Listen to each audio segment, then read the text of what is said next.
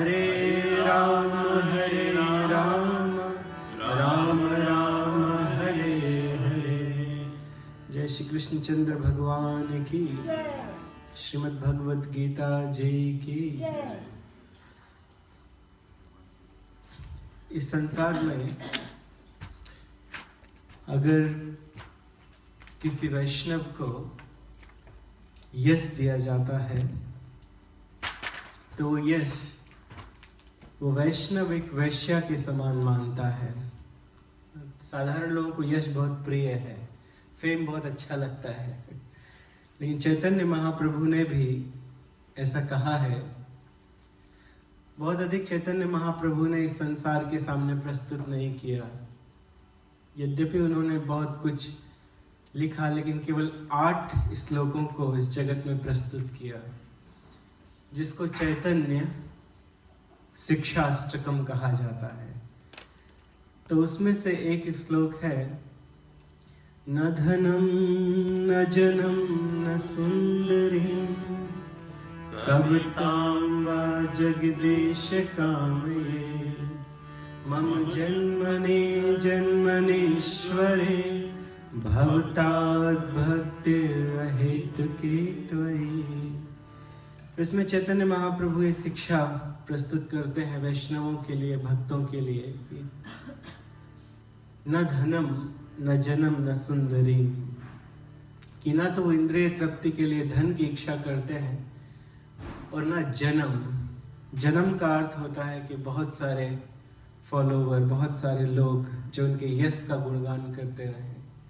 तो यश वैष्णवों को यद्यपि प्रिय नहीं है, लेकिन इस श्लोक में, ये श्लोक आपने पिछले सप्ताह सुना था, इस श्लोक में भगवान अर्जुन से कहते हैं कि अकीर्तिम चापि भूतानि कथयिष्यन्ति ते वयम् संभावितस्य चा कीर्ति मरणाद अतिरिच्यते। तो कीर्ति मरणाद अतिरिच्यते, कि अगर इस संसार में अर्जुन तुम्हारी कीर्ति नहीं होगी बल्कि अपयश होगा तुम्हारे युद्ध ना करने के कारण, तो किसी बड़े व्यक्ति के लिए जिसका यश सारे संसार में फैला हुआ है, सब जगह फैला हुआ है, और यदि कहीं उसकी अपकीर्ति हो जाए, उस व्यक्ति का अपयश हो जाए, तो मरणाद अपेक्षते, तो वो तो मृत्यु से भी ज्यादा भयंकर होता है, मृत्यु से भी ज्यादा बढ़कर होता है। इसको उदाहरण के साथ बतलाया गया था पिछले प्रवचन में। तो वास्तव में भगवान सत्य कहते हैं। अर्जुन कोई साधारण व्यक्ति नहीं है, अर्जुन बहुत बड़े व्यक्ति हैं, बहुत असामान्य व्यक्ति हैं। छोटे छोटे लोगों का असम्मान हो जाने से उन्होंने उस बात को बड़े लंबे समय तक रखा। जैसे आप लोग जानते हैं कि शकुनी, दुर्योधन की मामा श्री, शकुनी की बहन बहुत सुंदर थी, गांधारी, और भीष्म पितामह जी विवाह संबंध लेकर आए थे हस्तिनापुर से कि धृतराष्ट्र के साथ आप गांधारी का विवाह करा दीजिए। तो उनके पिता ने स्वीकार कर लिया, लेकिन जब यह बात शकुनी को पता चली तो उसे थोड़ा भी अच्छा नहीं लगा, तो उसे तनिक भी अच्छा नहीं लगा, और इसे उसने अपना अपयश समझा कि हमारी इतनी सुंदर बहन और उसका विवाह अंधे के साथ कर दिया जाएगा। तो उसने इसे अपयश ले लिया, और बाद में जब गांधारी ने भी कहा कि नहीं, अब तो मैं उन्हें अपना पति मान चुकी हूँ, और अपने आंखों में भी उन्होंने एक पट्टी लगा ली, पर्दा लगा लिया, तब शकुनी ने ठान लिया हृदय में कि मैं पूरे कुरुवंश का नाश कर दूंगा, और बाद में उसके कारण कुरुवंश का नाश हुआ भी। तो यद्यपि वो अपयश नहीं था, हस्तिनापुर के महाराज, सारे विश्व के सम्राट महाराज धृतराष्ट्र के साथ गांधारी का विवाह हुआ था। तो लेकिन अपने मन में अपयश ले लिया केवल शकुनी ने, तो पूरे विश्व का उसने नाश करा दिया। इसके अतिरिक्त कर्ण को एक बार द्रौपदी ने सूत पुत्र कहा था कि तुम सूत पुत्र हो, और इस बात को उसने अपने हृदय में ले लिया था। तो इसीलिए वह भी हमेशा दुर्योधन के साथ मिलकर, दुर्योधन के साथ रहकर पांडवों का और द्रौपदी का अपमान करता रहता था। तो भरी सभा में इसी कारण कर्ण ने अपना बदला लिया, और उसने भी द्रौपदी से कहा कि यदि तुम्हें दुशासन तुम्हारे बाल पकड़कर खींचकर इस भरी सभा में लेकर आया है तो इसमें अनुचित ही क्या है? तुम 5 पतियों के साथ रहती हो तो तुम वैश्या हो। इस तरह से अपमान किया। और इसके अतिरिक्त दुर्योधन भी जब गए थे यज्ञ में भाग लेने के लिए,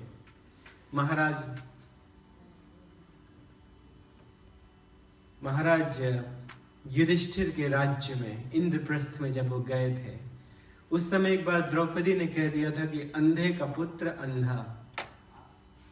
जब वे वहां के इंद्रप्रस्थ के ऐश्वर्य को समझ नहीं पाए और जल को थल समझकर ऐसा समझा, जल में इस तरह से रंगोली इत्यादि बनाई गई थी कि वो थल के समान प्रतीत होता था। ऐसा लगता था कि मांगो इसी तरह से बहुत अच्छे से वहां पर कुछ बिछाया गया है, और वो आगे बढ़ा और वो गिर गया जल में। तो इससे द्रौपदी ऊपर देख रही थी और द्रौपदी हंसने लगी, और उसने कहा कि अंधे का पुत्र भी अंधा। यद्यपि उसको ऐसा नहीं कहना था, लेकिन दैव से उसके मुख से ये बात निकल गई।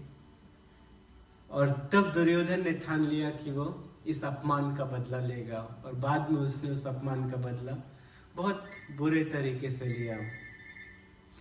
तो ये तो हुए निकृष्ट उदाहरण कि लोग अपने अपयश को सहन नहीं कर पाए। एक बार ध्रुव महाराज का भी अपमान किया था उनकी सौतेली माता ने। एक बहुत बड़े व्यक्ति ध्रुव महाराज, जिनके नाम से आज पूरा एक प्लैनेट है ना, ध्रुव तारा जिसे कहते हैं, ध्रुव प्लैनेट। वो सुबह सुबह दिखाई देता है उत्तर दिशा में 3-4 बजे के आसपास। कहा जाता है कि यदि उस तारे को यदि कोई देख ले और देख के अपने मन में कुछ इच्छा करता है तो वो इच्छा भी पूरी हो जाती है। तो सुबह सुबह उत्तर दिशा में बहुत बड़ा चमकता हुआ तारा, तो ये वैकुंठ के समान है, और ध्रुव महाराज के नाम से विख्यात है क्योंकि वहां पे ध्रुव महाराज शासन करते हैं। ध्रुव महाराज को उनकी सौतेली माता ने एक बार पिता की गोद में बैठने नहीं दिया था कि तुम इसके अधिकारी नहीं हो, इसलिए वहां बैठने का प्रयास मत करो। तो इस बात को ध्रुव महाराज ने अपने हृदय में ले लिया, और 5 वर्ष की उम्र में वो घर छोड़कर चले गए थे। और मन में क्या जिज्ञासा थी कि मैं अपने पिता क्या पितामह से बड़ा, ब्रह्मा जी से बड़ा राज्य तपस्या करके प्राप्त करूंगा, तपस्या करके। और बाद में तपस्या करके उन्होंने भगवान को प्राप्त कर लिया। उन्होंने कहा भगवान को देखकर, जब भगवान स्वयं उनकी तपस्या से प्रसन्न होकर प्रकट हुए और भगवान ने कहा कि मांगो पुत्र तुम्हें क्या चाहिए, तो ध्रुव महाराज ने भगवान को देखकर कहा कि जिसे हीरा मिल गया हो कांच के टुकड़े क्या मांगे।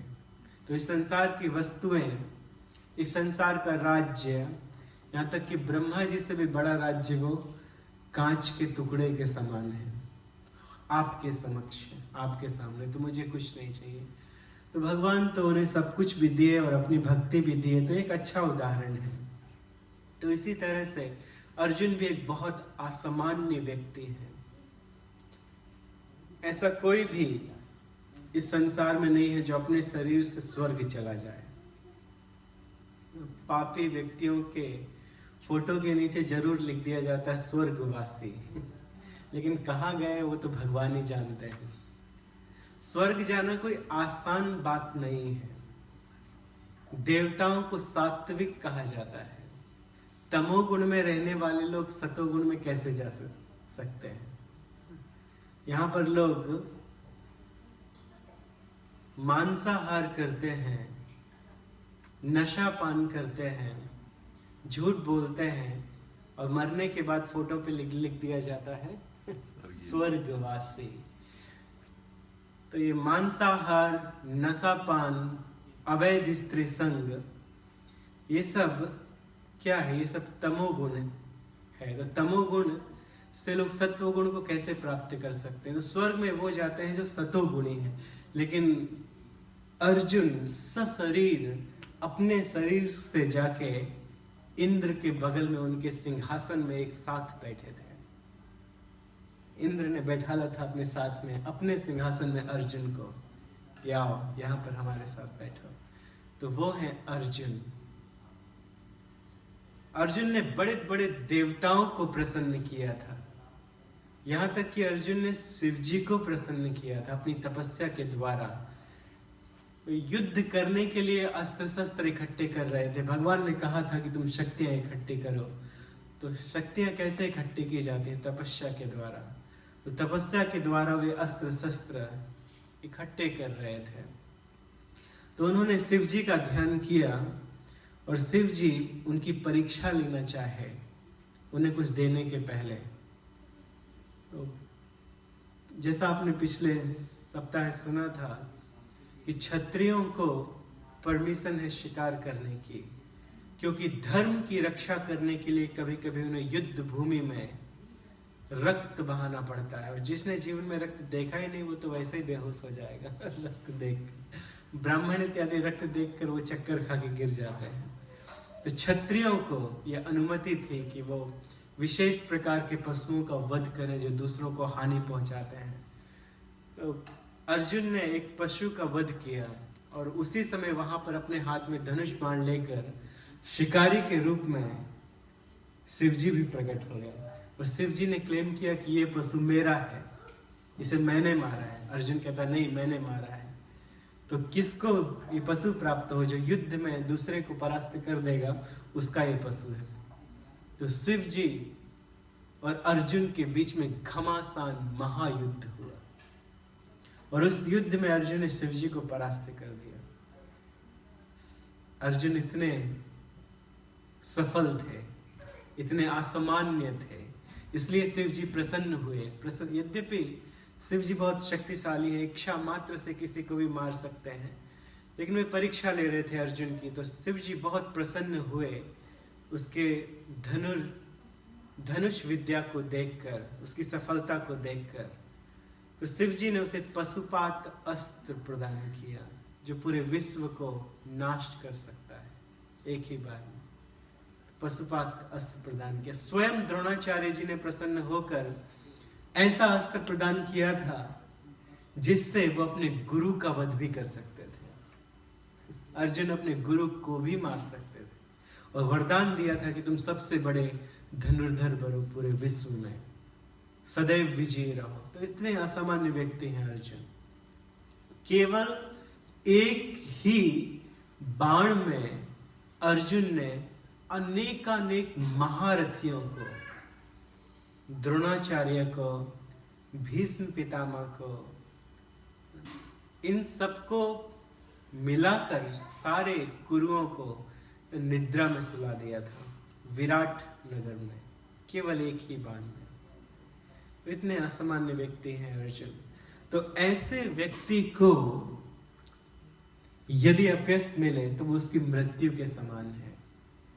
अर्जुन कहते हैं कि अर्जुन युद्ध नहीं करेंगे, दया के कारण हम जंगल चले जाएंगे और जंगल में जाकर हम ध्यान लगाएंगे, तपस्या करेंगे, साधु बन जाएंगे। तो भगवान ने कहा रुको रुको रुको, तुम जैसे ही युद्ध भूमि से बाहर निकलोगे जाने के लिए और ये लोग दुर्योधन, दुशासन, कर्ण इत्यादि कहना प्रारंभ करेंगे, देखो इस कायर को, देखो इस डरपोक को जो अब डर के भाग रहा है, जो युद्ध का सामना नहीं करना चाहता है। और उसी समय तुम क्रोध में फिर से वापस आओगे और तलवार निकाल के इन सब की गर्दन काटने लगोगे। तो ये तो वैसे भी संभव नहीं है। किसी बड़े व्यक्ति के लिए, क्षत्रिय के लिए अपमान को सहना संभव नहीं है।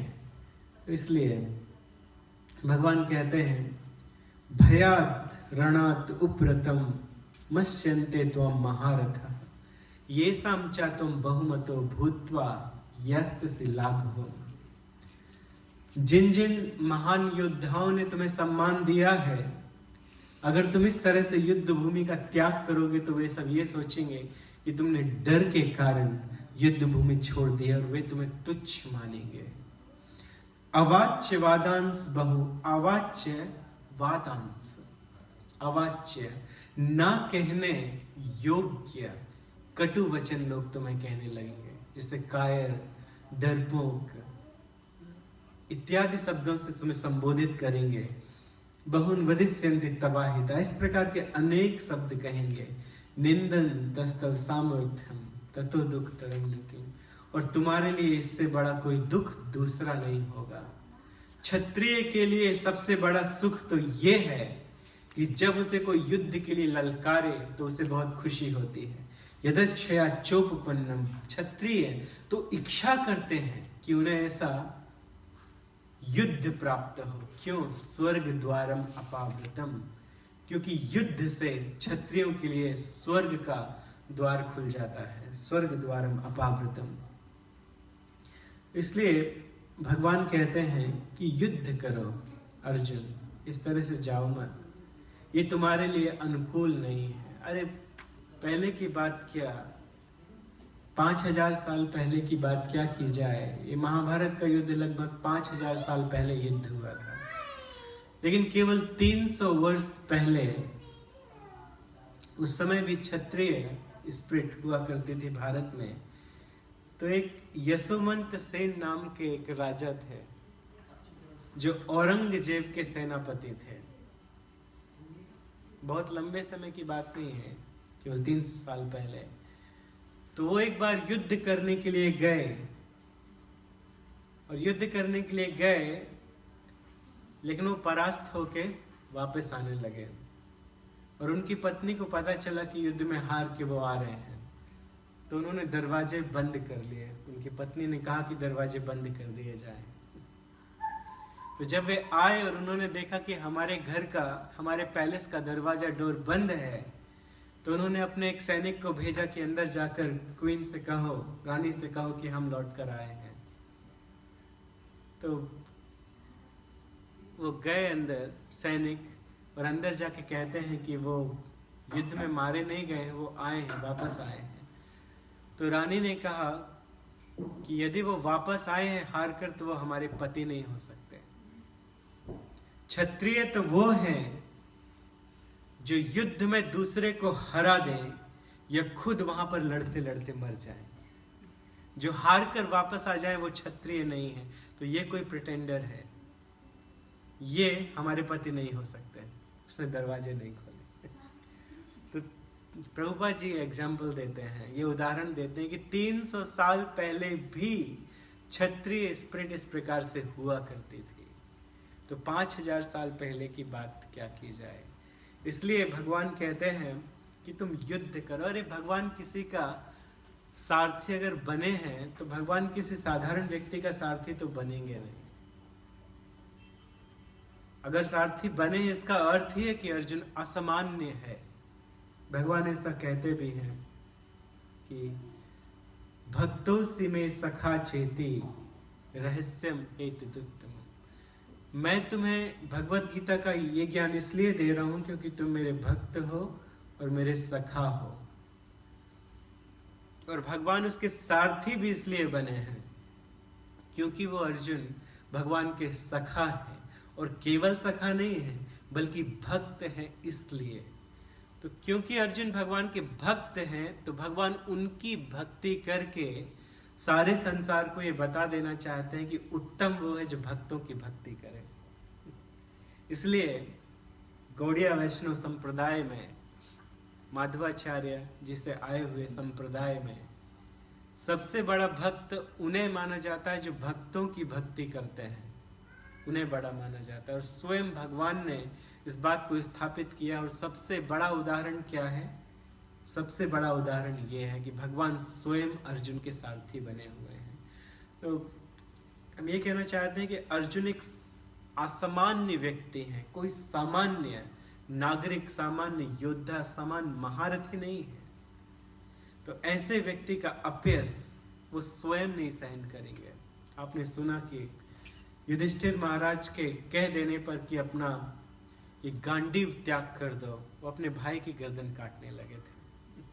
युधिष्ठिर महाराज की गर्दन काटने के लिए अर्जुन तैयार हो गए थे, और अभी उनके हृदय में दया है। भगवान कहते हैं तुम्हारे मन में दया है, तुम दया के कारण युद्ध नहीं करना चाहते हो, लेकिन ये कौरव इस बात को नहीं समझेंगे कि तुम दया के कारण युद्ध नहीं करना चाहते। वो ये सोचेंगे कि तुम इसलिए युद्ध नहीं करना चाहते हो क्योंकि तुम डरपोक हो, तुम इनकी 11 अक्षौहिणी सेना को देख के डर गए हो, इसलिए तुम युद्ध नहीं करना चाहते हो। इसलिए अर्जुन, अभी समय है, दोनों हाथों में लड्डू है, युद्ध करो। प्रथम कारण अर्जुन के युद्ध करने का था करुणा, और दूसरा कारण था युद्ध ना करने का। प्रथम कारण करुणा था, दूसरा कारण था एंजॉयमेंट, कि वो युद्ध इसलिए नहीं करना चाहते थे किसके साथ हम आनंद भोगेंगे। हम आनंद कैसे भोगेंगे? जिनके साथ हम आनंद भोगना चाहते हैं वो इस युद्ध रूपी हवन में स्वाहा हो जाएंगे, और इनको मारकर हमें क्या आनंद मिलेगा। तो भगवान अब उनके इस आर्गुमेंट को नष्ट करते हैं। वर्स नंबर 37 में भगवान कहते हैं, हतो वा प्राप्स्यसि स्वर्गम जित्वा वा भोक्ष्यसे महीम तस्माद् उत्तिष्ठ कौन्तेय युद्धाय कृतनिश्चय। इस श्लोक को हमारे पीछे दोहराइए। हतो वा प्राप्स्यसे स्वर्गम स्वर्गम जित्वा वा भोक्ष्यसे महीम् तस्मादुत्तिष्ठ कौन्तेय युद्धाय कृतनिश्चयः हतो वा प्राप्स्यसे स्वर्गम् जित्वा वा भोक्ष्यसे महीम् तस्मादुत्तिष्ठ कौन्तेय युद्धाय कृतनिश्चयः। तो भगवान अर्जुन से कहते हैं कि दोनों तरफ लाभ है, दोनों हाथों में लड्डू है। हतो वा प्राप्स्यसि स्वर्गम, अगर मान लो तुम इस युद्ध में मारे जाते हो, भगवान ये नहीं कह रहे परास्त हो जाते हो, परास्त होके वापस चले, भगवान ये मारे जाते हो।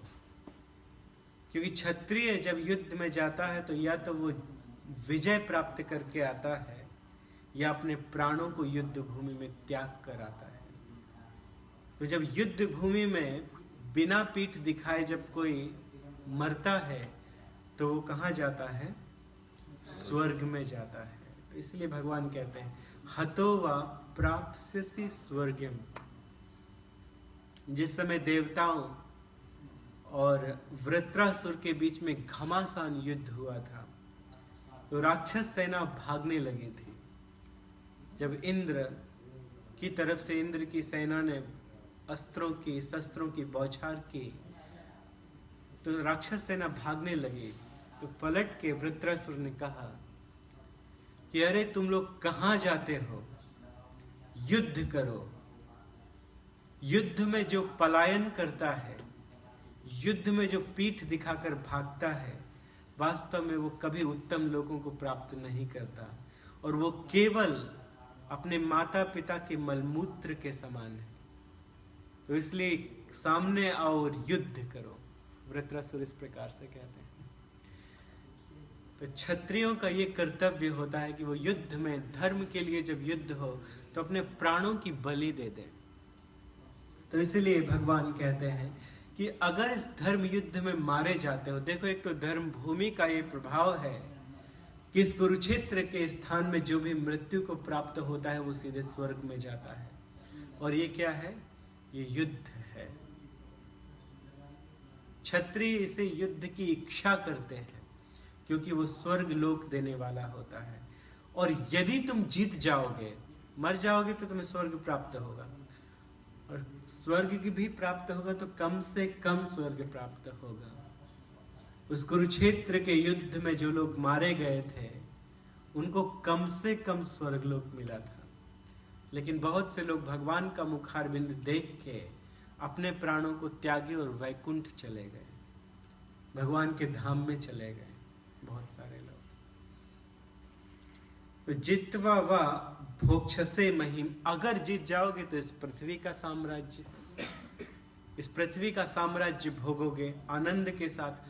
दुख है कहाँ? तुम कहते हो तुम्हें सुख नहीं मिलेगा, यदि तुम मरोगे तो स्वर्ग जाओगे, तो क्या इस सुख की बात है कि नहीं? क्योंकि स्वर्ग में तो सुख की कोई कमी नहीं है। और यदि जीत जाओगे तो भोक्षसे महिम, तो महिम का अर्थ है इस पृथ्वी, ये अर्थ प्लैनेट, यहां का राज्य भोगोगे, इस पूरी पृथ्वी का राज्य भोगोगे। तो दोनों हाथों में लड्डू है, दोनों तरफ सुख है, दुख का कोई प्रश्न ही नहीं है अर्जुन। यद्यपि भगवान के भक्त वो राज्य इत्यादि नहीं चाहते हैं, वो धन इत्यादि नहीं चाहते हैं। वही वृत्रासुर जो असुरों की सेना को समझाते हैं कि युद्ध से पलायन नहीं करो, युद्ध के बीच में अपनी आंखों को बंद, इस पूरी पृथ्वी का राज्य नहीं चाहिए, न सार्वभौमम, मुझे इस पूरी पृथ्वी का राज्य नहीं चाहिए। मान लो भगवान कहें कि युद्ध में तुम ऐसे ही जीत जाओगे तो इस पृथ्वी का राज्य प्राप्त कर लो, इस पृथ्वी को जीत लो, इस पृथ्वी के राजा बन जाओ। तो नहीं, मुझे पृथ्वी नहीं चाहिए। तो पृथ्वी नहीं चाहिए तो क्या चाहिए? स्वर्ग लोक इत्यादि चाहिए। ऐसा न नाक पृष्ठम, क्या तुम्हें ऊपर के लोक चाहिए हैं? नाक कहा जाता है स्वर्ग लोक, और नाक के पृष्ठ पे ब्रह्मलोक है। तो क्या तुम्हें ऊपर के लोक चाहिए हैं, स्वर्गलोक इत्यादि? वो भी नहीं चाहिए। तो क्या ब्रह्मलोक चाहिए है? वो भी नहीं चाहिए। नरसाधिपत्यम, तो अच्छा समझ गए, मन भगवान कहे तुम्हें नीचे के लोक चाहिए हैं, क्योंकि नीचे के लोकों में ऊपर के लोकों से ज्यादा ऐश्वर्य है। नीचे के लोक हैं अतल वितल सुतल तलातल रसातल महातल, वहां पे ज्यादा ऐश्वर्य है। बलि महाराज तीसरे लोक में शासन करते हैं जो नीचे है, सुतल लोक में शासन करते हैं, तो वहां ज्यादा ऐश्वर्य। तो क्या वो चाहिए है? नरसाधिपत्यम न योग सिद्धिर अपुनर्भवम वा, ना तो योग सिद्धि चाहिए, और ऐसा भी नहीं कि मैं ये चाहता हूं कि मेरा पुनर्जन्म हो। समंजस्त्वा विरहय एकांक्षे, मैं तो भगवान आपके चरणों में रहना चाहता हूँ, और जो आपके चरणों में रहते हैं उनकी भक्ति करना चाहता हूँ, उनके चरणों में रहना चाहता हूँ। तो ये वृत्रासुर ने कहा था। तो भक्त ऐसे कुछ चाहते नहीं हैं, लेकिन भगवान समझा रहे हैं। भगवान कहते हैं इसीलिए अर्जुन तुम उठो और उठ कर युद्ध करो। तस्माद उत्तिष्ठ कौन्तेय, तुम क्षत्रिय हो अर्जुन, तो उत्तिष्ठ, तुम उठो और युद्धाय कृत निश्चय, निश्चय करके युद्ध करो, क्योंकि यही तुम्हारा धर्म है। तो हम लोगों ने सुना था कि दो स्वधर्म होते हैं। एक स्वधर्म तो वो है जो शरीर से संबंधित होता है। जब तक मनुष्य पूरी तरह से इच्छाओं से मुक्त नहीं है, तब तक उसे अपने शरीर से संबंधित स्वधर्म का निर्वाह करना होता है। जब तक पूर्ण रूप से जितनी भी डिजायर्स हैं वो सब समाप्त नहीं हो गई हैं, तो मनुष्य मायाबद्ध कहलाता है। तब तक शरीर की आवश्यकताओं के अनुसार ही कार्य करता है। तो इसका अर्थ है कि क्षत्रिय धर्म, ब्राह्मण धर्म, वैश्य और शूद्र, ये सब वास्तव में भगवान के द्वारा ही बनाए गए हैं। क्षत्रिय धर्म इत्यादि भगवान के द्वारा ही बनाया गया है। ब्राह्मण धर्म भी भगवान के द्वारा बनाया गया है। भगवान स्वयं अलग अलग वर्णों में जन्म भी लिए हैं। भगवान ब्राह्मण बन के परशुराम जी के रूप में जन्म लिए, लेकिन 21 बार क्षत्रियों का विनाश किया। क्यों? उन्होंने अस्त्र उठा लिए। ब्राह्मण का ये धर्म नहीं है। ब्राह्मण का धर्म क्या है? पठन पाठन, यजन याजन, दान प्रतिग्रह। दान दे और दान ले, पढ़े और दूसरे को पढ़ाए, यज्ञ करे और दूसरे से यज्ञ करवाए। ये ब्राह्मणों का कर्तव्य है। लेकिन उन्होंने 21 बार क्षत्रियों का नाश किया। क्यों? क्योंकि क्षत्रिय अपना कर्तव्य ठीक से नहीं निभा रहे थे। उस समय के सारे क्षत्रिय, प्रभुपाद जी कहते हैं, वो रास्कल हो गए थे, बदमाश हो गए थे।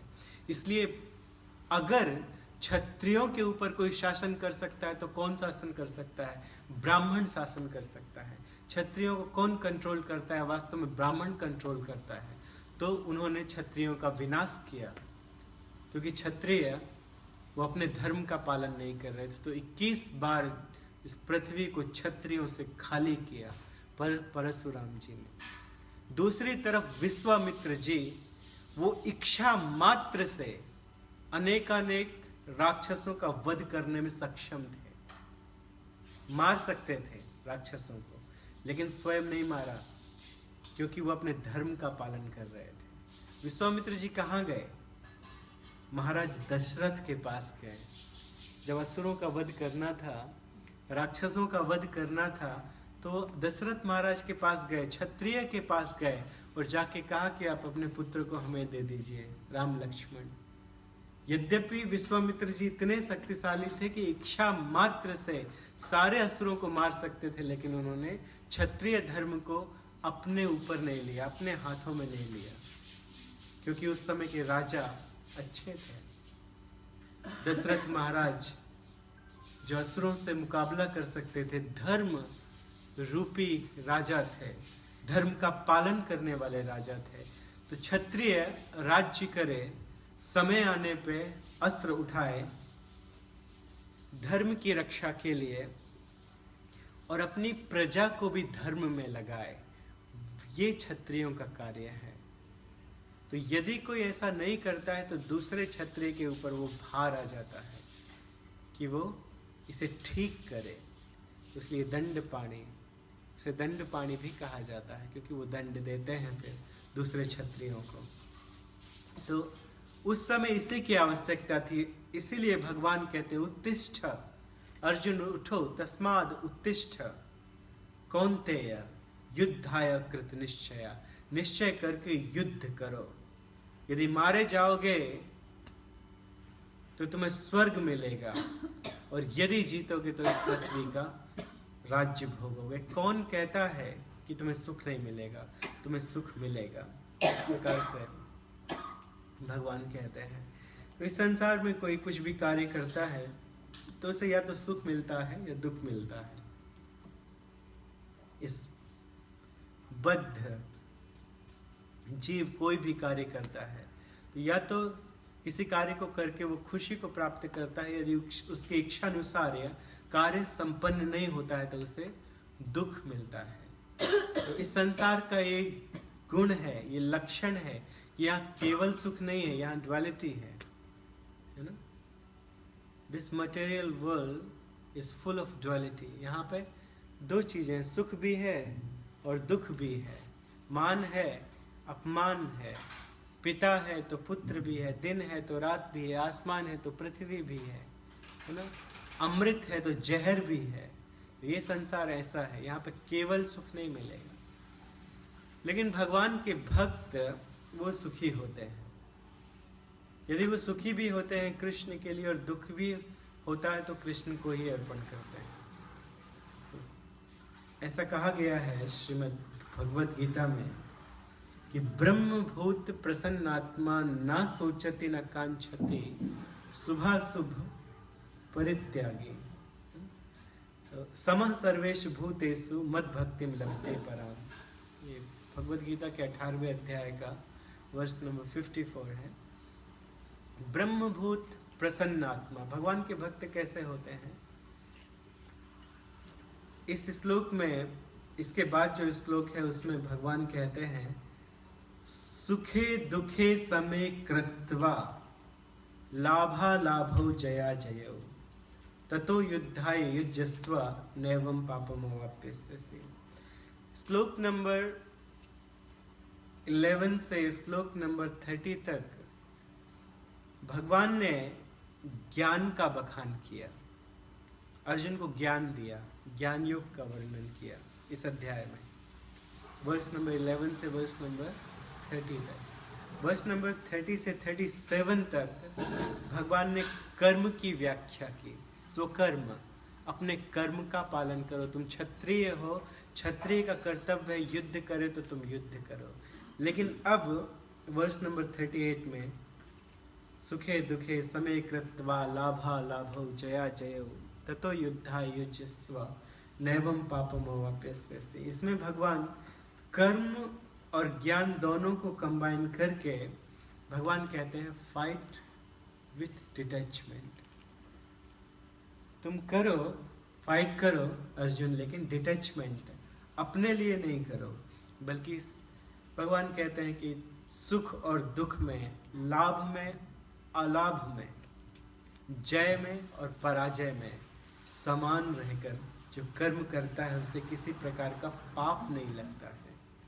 अगर तुम ये कहते हो, तीसरा अर्जुन ने कहा था कि मैं पाप लगेगा, तीसरा कारण, तो भगवान बता रहे हैं कैसे युद्ध करो, तुम्हें पाप नहीं लगेगा।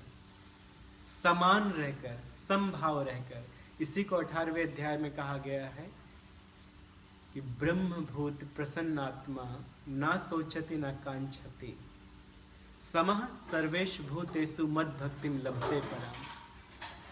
भगवान कहते हैं कि जो ब्रह्मभूत है, भगवान के भक्त हैं, बड़े चढ़े भक्त हैं, वो हर समय समान रहते हैं। सुख में बहुत फूल नहीं जाते हैं, बहुत प्रसन्न नहीं हो जाते हैं। जिस समय युधिष्ठिर महाराज के पास कुछ नहीं था, वो वन में भटक रहे थे, उस समय उनको कोई दुख नहीं था, बल्कि खुशी थी कि बार बार कृष्ण हमारे पास आते हैं। और जब राज्य मिल गया हस्तिनापुर का तो बहुत प्रसन्न नहीं हो गए, ये हमें सब कुछ प्राप्त हो गया है। श्री रामचंद्र जी जब उनको 14 वर्ष का वनवास हुआ था तो वो दुखी नहीं हो गए थे, और जब पुनः आके उनको राज्य प्रदान कर दिया गया था तो वो बहुत खुशी नहीं हुए। तो वैसे ही थे ब्रह्मभूत प्रसन्नात्मा।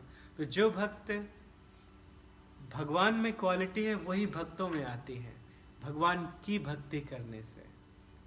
भगवान तेजस्वी है तो भगवान के भक्त भी भगवान की भक्ति करने से तेजस्वी बन जाते हैं। भगवान के भक्त भगवान जैसे सुंदर लगने लगते हैं, और भगवान जैसे दिव्य गुण भी आ जाते हैं। कैसे दिव्य गुण आ जाते हैं? ब्रह्मभूत प्रसन्नात्मा ना सोचती ना कांक्षती, ना वो ना तो सोचते हैं और ना कुछ इच्छा करते हैं। गोपियों के साथ वृंदावन में भगवान श्री कृष्ण थे तो गोपियां बहुत प्रसन्न थी, गोपियां हमेशा आनंद में थी, क्योंकि कृष्ण उनके साथ थे, लीला कर रहे थे, तो हमेशा गोपियां आनंदित रहती थी। लेकिन जब भगवान मथुरा चले गए तो गोपियां रोती रहती थी, विरह में रोती रहती थी। हमें गोपियों की वो स्थिति समझ में नहीं आएगी कि गोपियां रोती रहती थी, वो बहुत दुखी हैं क्या, ये स्थिति हमें समझ में नहीं आएगी। लेकिन भगवान के अनुसार, शास्त्रों के अनुसार भक्ति की वही सर्वश्रेष्ठ स्थिति है, वही सबसे बड़ा सुख है, विरह का सुख। भगवान के साथ जब विरह का सुख होता है तो यही भक्ति की पूर्णता है, यही सबसे बड़ा सुख है। और इसी बात का, इसी सुख का ज्ञान लेने के लिए भगवान चैतन्य महाप्रभु के रूप में अवतरित हुए। कि भगवान श्री कृष्ण के साथ में राधा रानी ने जिस आनंद को लिया, मैं भी वो उस आनंद का रसास्वादन तो करूं। तो इसीलिए भगवान श्री कृष्ण, सही कृष्ण चैतन्य न, सही कृष्ण राधा कृष्ण न ही अन्य, वही है राधा कृष्ण, और कोई दूसरे नहीं है। श्री कृष्ण चैतन्य राधा कृष्ण ही है, कोई दूसरे नहीं। तो राधा के भाव में आए, उसी आनंद का रसास्वादन करने के लिए जिस आनंद को राधा रानी भगवान के मथुरा चले जाने के बाद लेती रहती थी। अब बताइए, क्या हम लोगों को कभी ये बातें समझ में आएंगी? नहीं आएंगी। तो वो श्रेष्ठ स्थिति है, वो उत्तम स्थिति है। तो ये भक्तों की स्थिति होती है। जैसे कि पहले हमने कहा कि 2 प्रकार के स्वधर्म हैं, तो उसी प्रकार से भगवान अब वास्तविक भगवत गीता प्रदान करना प्रारंभ कर दिए हैं। वास्तव में इसे कहेंगे, इस श्लोक में जिस भगवान ने वर्णन किया है निष्काम कर्म योग का, जिसको बलदेव विद्याभूषण जी कहते हैं बुद्ध योग। वर्ष नंबर 38 में जो वर्णन किया है, सुख दुखे समय कृत्वा लाभा लाभो जया जयो ततो युद्धाय युज्यस्व नैवं पापम वाप्यस्यसि। इस प्रकार से युद्ध करोगे, लाभ अलाभ जय पराजय सुख दुख का विचार किए बिना, तो तुम पाप से मुक्त रहोगे, तुम्हें किसी भी प्रकार का पाप नहीं लगेगा। तो इसमें भगवान ने क्या वर्णन किया है? इसमें भगवान ने बुद्ध योग का वर्णन किया है, निष्काम कर्म योग का वर्णन किया है। अब भक्तों के लेवल के अनुसार कि भक्त कितना एडवांस है, इसके अनुसार निष्काम कर्म योग भी 2 प्रकार का हो जाएगा। एक भक्त जिसे ज्ञान है, क्या ज्ञान है? कि हम शरीर नहीं है, हम आत्मा है, इतना ज्ञान है। शरीर और आत्मा में अंतर को कोई जानता है, तो ऐसा व्यक्ति भी कर्म के बंधन में नहीं फंसेगा, क्योंकि अंत में भगवान उसे शुद्ध भक्त बना देंगे और उसके कर्म भगवान को अर्पण हो जाएंगे, क्योंकि उसे ज्ञान है। लेकिन जो उससे एडवांस है, जो भगवान को सर्वे सर्वा मानता है, भगवान भगवत गीता में कहते हैं अहम सर्वस्य प्रभवो मत्तः सर्वं प्रवर्तते इति मत्वा भजन्ते मां बुधा भाव समन्वितः। तो जो इस प्रकार से ज्ञान प्राप्त कर चुका है कि सब कुछ भगवान है, हर वस्तु के भोक्ता भगवान है, तो यदि हमें खुश होना है तो हमें भगवान की खुशी में खुश होना चाहिए, भगवान को खुश करके खुश होना चाहिए। भगवान की हैप्पीनेस में हमारी हैप्पीनेस है, क्योंकि सब कुछ वही है। तो जो सब कुछ भगवान को अर्पण करता है, भगवान को जो परम देखता है, सब कुछ भगवान में ही देखता है, सब कुछ भगवान से आ रहा है, सब कुछ भगवान में समा जाएगा, तो ऐसा व्यक्ति वो भक्तों का भक्त बन जाता है। इस श्लोक में प्रभुपाद जी ने पुरपट में एक श्रीमद् भागवतम का 11वें स्कंद का 5वें अध्याय का वर्ष नंबर 41 वो उद्धृत किया है, बतलाया है। देवर्षि भूताप्त निर्णाम पितॄणाम न किं करो नाय मृणीम चराचर सर्वात्मनः यः शरणं शरण्यं गतो मुकुंदम परिहृत्य कर्तुम्। इसका अर्थ ये है कि जिसने सब कुछ छोड़कर भगवान के चरण की शरण ग्रहण कर ली है, उसके सारे ऋण माफ हो जाते हैं। तो किसी व्यक्ति के ऊपर कौन कौन से ऋण होते हैं? देवर्षि, देवताओं का ऋण होता है और ऋषियों का ऋण होता है। देवता हमें हवा पानी दे रहे हैं, हमें प्रकाश दे रहे हैं, हमें जल दे रहे हैं, है ना? हम लोग देवताओं के देने के बाद, है ना, ये नहीं समझ रहे हैं कि ये कहाँ से आ रहा है। भगवान के देने के बाद हम नहीं समझ पा रहे हैं कि ये भगवान प्रदान कर रहे हैं देवताओं के द्वारा, और हम कृतज्ञ बनते जा रहे हैं। कृतज्ञ नहीं, कृतज्ञ। कृतज्ञ का अर्थ होता है जो धन्यवाद अर्पण करे, देने वालों को, और कृतज्ञ जानकर भी जो तिरस्कार करे कि ये हमारे भरण पोषण करने वाले हैं लेकिन फिर भी उनका तिरस्कार करे, तो वो कृतज्ञ है। जो किसी के दिए जाने पर प्रसन्न ना हो, ग्रहण तो कर ले लेकिन उन्हें आदर प्रदान ना करे, तो वो क्या है? कृतज्ञ है। तो हम सब कृतज्ञ बन चुके हैं। भगवान दे रहे हैं खाने पीने के लिए, बहुत सारे नेचुरल चीजें भगवान प्रदान कर रहे हैं, लेकिन फिर भी अपनी इंद्रिय तृप्ति के लिए मनुष्य भगवान को ना मानकर अपनी जिह्वा की तृप्ति के लिए, जिन पशुओं ने किसी का कुछ नहीं बिगाड़ा है उन पशुओं को मार मार कर लोग खा रहे हैं, और कहते हैं कि हम तो मारते नहीं है, तो काउंटडाउन में मिलता है पैकिंग सेव में मिलता है। अरे मिलता है वहां तो किसके लिए रखा गया है? क्योंकि लोग मार के खाते हैं, तो जो खा रहे हैं उनके लिए ही मारा गया है, तो वही मार रहे हैं, खाने वाले ही मार रहे हैं वास्तव में। तो उन सबको उसका परिणाम तो मिलेगा। इसीलिए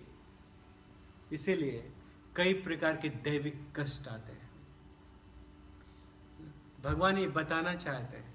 तो इसलिए अर्थक्वेक आते हैं, इसलिए फ्लड इत्यादि आती है, और इसलिए बहुत अधिक गर्मी पड़ती है, बहुत अधिक वर्षा होती है, बहुत अधिक ठंड पड़ती है। पहले मौसम वातावरण ठीक ठीक रहते थे, सही समय पे मौसम आते थे और सबको आनंद में रखते थे, लेकिन अब जैसे जैसे समय बढ़ता जा रहा है, आप खुद देख लीजिए, प्रति वर्ष हर वर्ष अधिक गर्मी पड़ती है, अधिक ठंडी होती है, और गलत तरीके से वर्षा होती है, सही समय पे नहीं होती, और होती है तो ज़्यादा हो जाती है, जैसे अभी अभी हुई और बहुत ज़्यादा हो गई। तो क्यों? जब तक इस पृथ्वी पर गाय का रक्त बहता रहेगा तब तक ये अपशगुन होते रहेंगे। जब तक इस जगत में लोग मांस खाते रहेंगे तब तक इस तरह के अपशगुन होते रहेंगे। तो समय है, ये मनुष्य जन्म एक ही बार मिलता है, तो लोगों को सुधर जाना चाहिए, लोगों को जान लेना चाहिए कि ये समय बहुत कम समय के लिए हमें शरीर है, लाइफ इज टू शॉर्ट, तो इसलिए सुधर जाएं और भगवान की भक्ति करें। जितने ज़्यादा लोग भगवान के भक्त बनेंगे, ये अपशगुन उतने कम होंगे। लेकिन फिर भी लोग अपनी बुद्धि लगा के कहते हैं कि नहीं, वो तो कोई दूसरा कारण है, लेकिन शास्त्र का तिरस्कार करते हैं।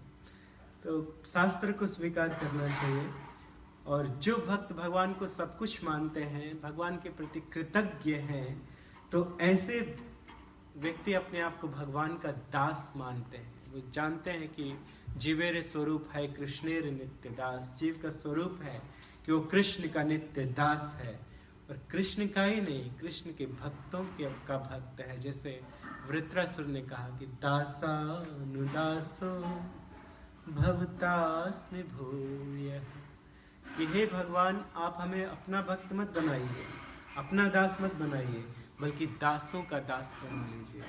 तो इस प्रकार से मन में विचार करके जो लोग कर्म करते हैं तो उनको कर्म का रिएक्शन नहीं मिलता है। युद्ध करते हैं धर्म की स्थापना के लिए, उसमें भी वायलेंस है, उसमें भी कई लोगों को मारना पड़ता है, लेकिन उसका रिएक्शन उनको प्राप्त नहीं होता है। तो अब भगवान इस तरह से ज्ञान प्रदान करेंगे। भगवान कहते हैं, ऐसा ते भीता सांख्ये बुद्धि योगे तुमाम शृणु। अब तक मैंने तुमसे सांख्य योग का वर्णन किया, तुमसे मैंने ज्ञान का वर्णन किया, अब मैं तुम्हें बुद्धि युक्त तो यया पार्था कर्म बंधम प्रहास्य से, अब मैं तुम्हें ऐसा ज्ञान प्रदान करूंगा जिस ज्ञान को लेकर तुम कर्म के बंधन से अपने आप को मुक्त कर सकते हो। तो इसकी शुरुआत भगवान ने कहाँ से की? वर्ष नंबर 38 से। सुखे दुखे समय कृत्वा लाभा लाभो जया जयो ततो युद्धाय युज्यस्व नैवं पापमवाप्यस्यसि। तो भगवान ने एक ज्ञान प्रारंभ कर दिया है। अब भगवान इस तरह से ज्ञान प्रदान करेंगे जिससे कर्म के बंधन में कोई ना बने, स्वकर्म करे, अपना जो धर्म है उसे निभाए। क्षत्रिय धर्म, ब्राह्मण धर्म, वैश्य, शूद्र, कहा गया था कि प्रत्येक कर्म में कुछ न कुछ दोष हैं। जिस प्रकार से अग्नि के चारों तरफ धुआं रहता है, उसी तरह हर कर्म में दोष भी रहते हैं। अग्नि के चारों तरफ धुआं रहता है, उसी तरह हर कर्म में दोष है। कुछ भी कीजिए वो दोष युक्त ही है। तो वो दोष कैसे समाप्त होगा? तो जब कोई इस तरह से कर्म करेगा, किस तरह से, अब जैसा भगवान बताने जा रहे हैं, तो कर्म बंधन में वो नहीं फंसेगा, उसके कर्म बंधन समाप्त हो जाएंगे। इसकी व्याख्या आगे की जाएगी। हरे कृष्णा। श्री कृष्णचंद्र भगवान की